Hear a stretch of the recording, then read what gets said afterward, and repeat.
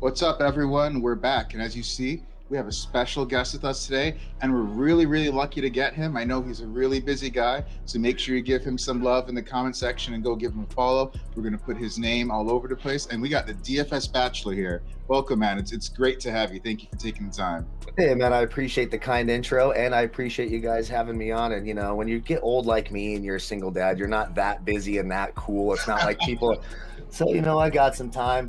We're hanging out. I hope everyone had a nice April 20th, of course, and I hope the baseball bets are going well, of course. So a lot of good stuff, and I'm excited to be with you, man. I appreciate it. Thank you. And I met DFS Bachelor. He does a show with a couple other guys at SBR. I think that's his background right now. Yeah. Every weekday, I think around 2:30, he does a show, and I've been a guest there, and I'm like, I finally got the balls and the courage to come up and be like, hey, man, like, would you be willing to come onto our show to talk about us? You know, we're young and we're trying to get going, and you have a great following and great insight. And you guys got to check out his Nerfies, the no run first inning. And they're happening.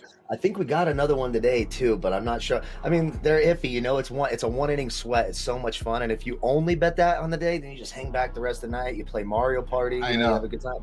So I know. The one play that I was personally on today was the Braves and the Cardinals under. So we'll see what happens. There you go. We'll see what happens there. But, you know, we're trying to get a little bit more of the picks, the betting section going. And I figured what better first guest to have that than DFS Bachelor. And in talking about the show for you all, we thought we were going to talk about division winners. Like what's some value you can see from the first 15 games. And we're both stumped that books don't have it up. Like, it's crazy. I mean, you might find it in some obscure place, but nothing where you can really actually get any action on. But all the main ones, I mean, I went through 15 different books, and I was like, what the hell? It's just pennant and World Series. So pennant it is. Pennant it is. Pennant it is. The universe decided for us, and I like it. It'll be a lot of fun, and there's some value. I mean, we know the National League looks a little murky outside of the Dodgers, right? We all know that. Everyone knows that. But there's some numbers in the American League that could be interesting. The American League's certainly much more wide open than the National League. It's also fulfilled a lot more surprises. You got the Red Sox who are killing it. You got the Royals who are killing it. And despite their shitty run differential, the Mariners. That's right. And the Royals were one of my long shots at the beginning of the year on our SBR. So I'm really happy about what the Royals are doing right now. Yes, that makes me very, very happy. I could use a little bit more out of the Blue Jays. I had a little futures bet on them too, but we'll talk about them a little bit. Yeah, I did a little bit. Just their pitching. And even if you look right now, I mean, we could jump right into it right now. So you're looking at the American League. And you're looking at Toronto to win the pennant at 11-1. Now their bats have not come alive, right? Bichette, and we need Bichette, Guerrero, all those 90s All-Stars babies. We need them to get going. Biggio, right? Guerrero. That's right. Biggio, I love that team. We just need their bats to get going. Their pitching's been outstanding. They've only given up 57 runs the whole year. Their bullpen's the number one rated ERA in terms of bullpen, 16 games in. So if they can continue pitching like that, the young bats come alive a little bit. Toronto could be one of those teams, they're weird. They're playing in Florida. They're not at home. Who knows if they'll get to play at home this year. So there's some weird stuff with Toronto, but they have the talent. And if that pitching continues, Ryu's been very, very good, etc. Steven Matz. I'm surprised about him. Exactly. He's a guy. A young winner. Yes, I picked on Matz for years. If I was playing DFS, DraftKings, and I saw Matz pitching, I'm stacking the other team. This year's a much, much different story. And if they can keep it up, 11-1, I think you can see some more. I mean, do you really want to lay 3-1 on the Yankees or 11-1 on Toronto? And the Yankees? I mean, so for me, it's like, look, it's hard. It's baseball. We're talking about 146 more games to go, plus the playoffs. It's definitely a marathon, not a sprint in baseball. But there's some value there. I think at 11-1, you're getting the Red Sox at 12-1 as well. I mean, the Red Sox surprising everybody, and if they can keep it going, you were getting them at 20-1 to win the division and already to start the season. Now I'm sure that's 4-1, 5-1. They don't have it up as we mentioned, but 12-1 on Toronto, on Boston. I think there's some value there as well. Do you think that it's a legit pick? Like right now, when you look at the start of the season, I'm sure the odds cut drastically for Boston, for Kansas City, which you said. I wish I did that. Like you're proving smart right now. I wish I heard that show. But do you think there's any legitimate value with any of these surprise teams, or is it a little bit too fluky, too early? Or do you think there's some value in some of the favorites right now that you think they'll bounce back? I mean, Yankees need a lot of help. They need to make major trades. Pitching is wrong. They need to get rid of Sanchez, Torres. So I don't know. It's a tricky thing right now. I guess if I'm looking at the favorites, the one that would sort of stand out would be the White Sox. Them and the Astros plus 550, plus 9-1 for the Astros. There's some value there. The Yankees are still favored. I mean, they're 5-10, and they can't score more than a run every game. Their bats are completely dead. They're a team in turmoil. Now, again, it's early. I'm an old guy. I remember 1993. This is way back when the Braves were in the NL West with the Giants. And that's when I was born, 93. There you go. Okay, there you go. Well, that year was a heartbreaker for me. My Giants that year won 103 games and did not make the postseason. They were 9.5 games up on Atlanta. They didn't have a wild card back then. This is a time well before your time. I see. And so the Giants lose a 9.5 game lead. So, I mean, you look at everyone's panicking. Oh, God, what do we do with the Yankees? They're 5 games back, for Christ's sake. It's not like, the world is over and we're 15, 16 games in. So there's a long time there, but you're still not getting a great number. It's 3-1. If I'm putting a futures bet with 146 games to go, you better damn well believe it's going to be with better odds than 3-1. It's just, there's just nothing in it for me. Right. Do you think of all the surprise teams, the Royals or the Red Sox, which one again, it's early again. We're just trying to give you guys an idea of some crazy value where you could be like, yeah, I'm going to go to Turks and Caicos in the winter because I just hit this kind of bet. So do you think it would be the Royals, the Red Sox, or maybe another team kind of lurking in the middle that would be the best kind of value, but also bang for the buck kind of thing that actually would get a next shot? Yeah, I mean, the Royals make me nervous. Look, I'm rooting for the Royals. I like the Royals. And I mean, for the pennant right now, you're getting 33-1. They don't score enough runs. When you look at Boston, their bats are alive. I mean, they are just crushing the hell out of the baseball. They have scored more runs this year than the Dodgers. Like, wrap your mind around that for just a second. The Red Sox have scored 2 more runs this year than the Dodgers. So then you look at Kansas City. They've scored 33 fewer runs through 15 games than have the Red Sox. So that kind of gives you an idea here. Boston has the offense that can compete, especially with the bigger teams and the better pitchers, especially if you get into the postseason. So there's probably value there. And you got Oakland at 10-1. I think you could do a whole lot worse than Oakland. Obviously, that dreadful start, they were 1-7, couldn't score a run. Now all of a sudden they've won 8 straight games. Nobody can see 8 straight. I didn't realize that. They're now 9-7. They've won 8 straight games, and they're sitting there at 10-1. And they've got some young pitching. I like the lefty Luzardo, Bassett, etc. So Oakland could be a sneaky team there as well at 10-1. But Boston at 12-1 stands out to me. Also, no, I appreciate that. As a Yankees fan, it kind of hurts me to say that Boston's killing it, But like, I think Yankees need to get rid of Boone. I think they need to restart. They're kind of stuck in this phase where they're just buying players. They don't do the development like Tampa Bay does.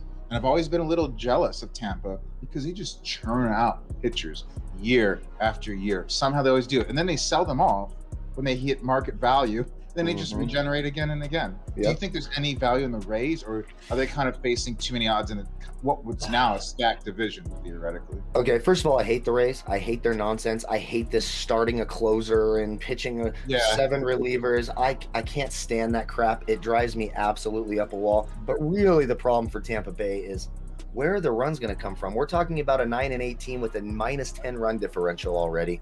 Oh, wow. I just don't look. They always seem to somehow get there, and obviously we know they made the World Series last year, but I just don't see it day in and day out when I go up and down that order. Whether it's a righty, who's the run supporter? I mean, maybe Wendell, Lau. They're not really go-to guys. I don't have a lot of faith in Tampa. If I'm going to take a small ball team like that with not a ton of power, I'll just take the 33-1 on the Royals because I think they're very similar in a lot of ways. A little bit more pedigree on Tampa Bay, of course, and of course they made it last year. But I'll take the extra $2 and take the 33-1 if I'm going to do a small ball team whose offense I don't believe in. I'm going to go with the Royals. No, I appreciate that. And what about the National League? It seems a little bit more cut and dry right now. There's not as many surprises that I like. When I was looking at the standings before this, I was like, okay, this makes sense. This kind of makes sense. Maybe the Brewers are surprising me a little bit, but it's also a bad division, you could say. Cardinals bats have not been up to par. Right, and the Brewers are interesting. Why? It's because of their pitching. I mean, they just don't give up any runs, and they have, even though their bullpen's sort of underachieved so far, they're in the bottom 10 in terms of bullpen ERA through the first, 10% or so of the season, which is surprising. We expect that to be a dominant bullpen. But luckily for them, their starting pitching has been absolutely phenomenal. They've given the fewest runs in the entire league in terms of, if you stack it with games played. Obviously, the Mets have played less games, but I mean, we're talking about a Brewers team who's given up 53 runs in 16 games. That's less than 4 runs a game. Their pitching's been on point. And if Yelich can get hot and that lineup can get hot, Milwaukee could be a team. When you can pitch in the postseason, you can beat anybody. And especially if they can throw out a couple of lefties against the Dodgers, which appear to be their kryptonite. Milwaukee at 14-1 is one of those teams that really stand out to me. And right below them, the Reds at 16-1. The Reds offense still 16-1. Wow. Still 16-1 to win the pennant. And look, the Reds offense has been one of the best, if not the best offense. I mean, they've scored 91 runs. You've got 94 with the Dodgers, 96 with Boston. That's where we're at. Those are the three real elite offenses so far early in the year. Problem for Cincinnati is their pitching, right? They just don't have anyone you can really rely on.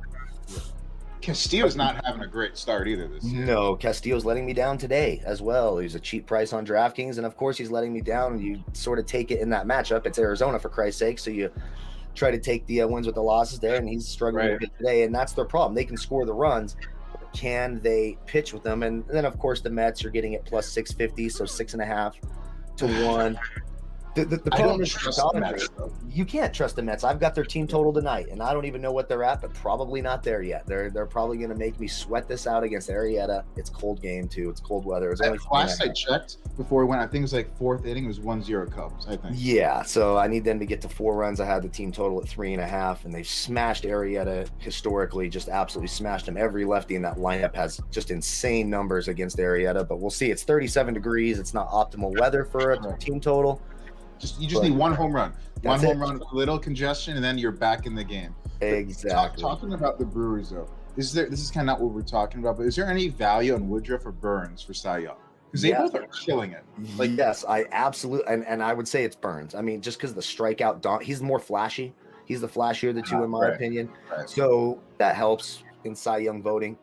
Obviously, and they both have been absolutely outstanding. I think Burns right now is I don't have the number in front of me what his number is, but the start to his season, he has been absolutely phenomenal, and I do think there's some value there. He would be one of the early front runners right now for the Cy Young. He might be the front runner in the National League actually right now. It's nice because but the one thing about the Brewers is, how do you feel about that lineup? Because outside of Yelich, there's not a lot of meat there, right? Like you have Shaw, who could get hot. I mean, who else is? I'm trying to think. You have Hira. Keston Hira, I thought would be better than he's playing right now. Yeah, he's not great. I could pull up who started today. It's that's the problem with the Brewers. Every day when you see him, you're like, I want to pick Milwaukee. I want to pick them first 5 because I love the pitching matchup and they're going to get this done. And they just can't score a run. They're a lot like the Cubs in that way. And I know they played today because I talked about this game. Oh, there we go. Oh, it hasn't started yet. It's the Padres game tonight. But lineup not great. It's not a lineup that generates a lot. But again, if they just sneak into the postseason, you get into a 5-game series and you can pitch. You have 2 guys you can throw out there who can hold another team down to 1 run. You're in any series. I mean, look at Tampa Bay last year. They weren't a great offensive team in that shortened year, but it's just they're a clutch hitting though. They're a clutch hitting team, right? And we don't know that we have that from Milwaukee, of course. But when you can pitch like that and you can hold the other team to 1-2 runs over the course of a game, you're going to win a lot of games. And when that bullpen comes around and you've got those starters doing that and a dominant bullpen, 14-1, you can do a whole lot worse. I mean, right now, just looking at the teams, even though Atlanta, I love their lineup, especially when King Kong's in there. But would you rather go 8-1 on the Braves or 14-1 on Milwaukee? The Braves can't get anybody out. They can't get out of their own way. So. I'm shocked about that. Like Soroka, I was reading the other day, Soroka has another setback. I think shoulder this time in his rehab. Right. I don't know what's going on with Max Fried. Like he's just getting bombed. I know I've heard you talk about that on the show. Get him out of there. Why is he still pitching? Right. Yes. Most of their rotation's been really disappointing, and I can't trust. I think especially in playoffs, as we saw last season, it's all the rotation is key. If you can limit the offense to 2 runs until you get to the 7th inning, you're going to have a shot every game. Exactly. I mean, they're sitting, at a minus. I mean, they've scored 81 runs, but they've given up 83. They can't get anyone out. Flip side of that, Milwaukee's plus 16. They've only given up 53 runs now. They've only scored 69. Oh, really? And when you can pitch like that, if you can get in, and especially you have a guy like Yelich, sometimes it only takes 1 at bat. If your pitcher is going to throw 8 innings and give up 1 run over 4 hits, all you need is 1 swing of the bat by Yelich, and you've just won yourself a playoff game. So Milwaukee 14-1 would be the one. It's hard to go against the Dodgers. They're plus 160. There's obviously no value there whatsoever. It's probably going to be that way all the way. It's not worth a bet for you? No, not for me. It's just too early. Look, I'll probably be able to get that number. It's not like the Dodgers are now more valuable because they started out 14-4. They were the heavy favorites coming in. So even if they're running away with this division in late August, you're going to get a very similar number. I'd feel way more comfortable making that bet at practically the same number, knowing, okay, Betts isn't hurt, Bellinger's back in the lineup, okay, Kershaw's not out, May's not out, etc. So you'll know a whole lot more about the team. They'll be healthier. You're not sitting on your money for 8 months for plus 160. Who in the hell wants to do that? I don't want to sit for 8 hours on plus 160. It drives me absolutely up the wall. 8 months? No, sir. It's not going to happen. But Milwaukee, Cincinnati, 14 and 16 to 1. They intrigue me a little bit. I like that.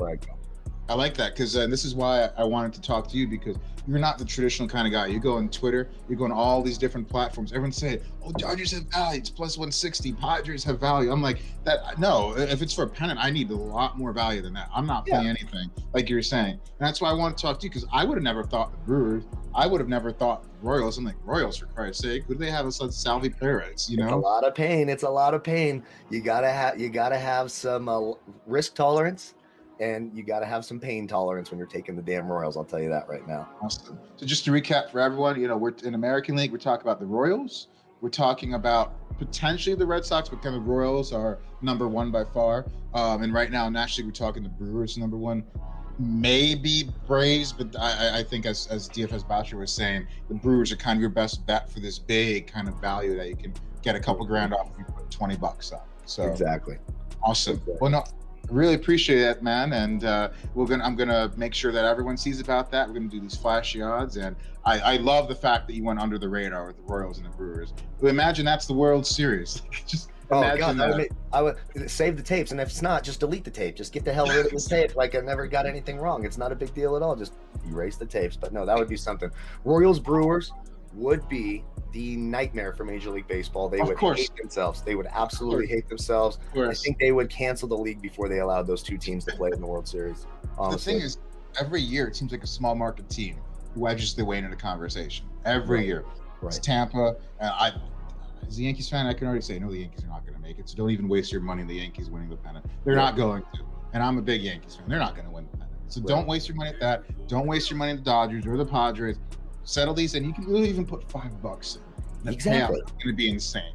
Like you don't need to put 100, just put $5. Yeah, there's even long shots. There's 30. You got the Nationals at 33 to 1. Soto, Turner get hot. Max Scherzer, come on, 33 to 1. I'd rather. You already saw that. You could sprinkle $10 on there, and if it happens, you win yourself $350. There you go. Exactly, and we've already seen that happen a couple years ago, and the Nats won it. So exactly, don't ever discount these teams. Pitching, hot hitting, that's the beauty right now, because one of these teams can go on a run, get in first place, especially the Brewers. That division, honestly, maybe the Royals too, because the White Sox are inconsistent. Those two divisions don't have a clear-cut leader right now, and especially in the National League Central, the Brewers. I could easily see them winning that division. Maybe they're going to, at the trade deadline, they're going to look for a bat, I assume. Or one other guy could be middle of the order kind of thumper. Maybe Yankees will trade Gleyber Torres to them for a bullpen arm. Who knows? I don't know. But maybe the Phillies fall off and Rhys Hoskins is available and stuff like that. Ooh, now that would be interesting. That would be interesting. Maybe we should be GM for a day. See what. I would love that. It's my dream job. Just go in and screw over. I'd love to be the GM for like the Cowboys and just make them lose every single game and just destroy a franchise for 1 year. Pay me and I'm out of here. Love it. I'm a big Giants fan, so I wouldn't mind that. But if you can get me to the Eagles, you're going to be on all the time. There we go. Awesome, man. I really appreciate it. Everyone's DFSBachelor. We're going to put his Twitter, and we're going to put links to some of his shows so you can go support him there. It's a pleasure to have you on, man, and we're honored and hope to have you again soon. It's been a blast. Yes, sir. Thank you guys very much.